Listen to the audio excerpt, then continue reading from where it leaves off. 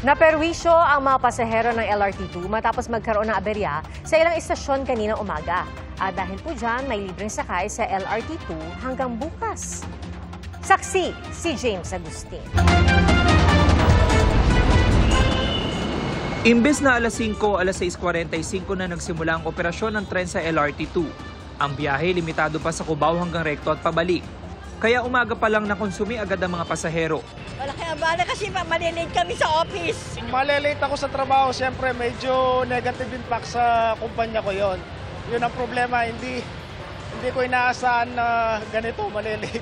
Sobrang traffic, ang hirap sumakay. Yun lang. Mag-aabang ng jeep na lang. Ang ilang pasahero nag-book na lang ng motorcycle taxi. Medyo hassle sa amin kasi napakadaming tao rin kasi kanina kaya nagatubili na lang ako bumaba rito para mas mabilis yung biyahe kahit mas mahal. Ayon sa Light Rail Transit Authority, nagkaroon ng problema ang isang tren na ide-deploy patungong Recto pasado alas 3 sa madaling araw.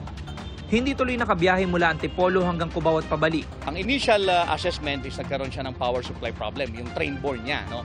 So with that, pina-assess namin kung kaya pa ba namin mag-operate ng alas 5 as scheduled. Sabi nila, hindi kakayanin. Nadiskubre rin sa sinagawang troubleshooting at inspection na may technical problem ang power transformer number 5 at 6 sa area ng Anonas at Santolan. Yung rectifier or transformer, ito yung nagko-convert, nagpa-process ng supply galing ng Meralco. Yung power supply natin galing ng Meralco, ipaprocess nitong transformer para magamit naman na pagpapaandar ng ating mga tren.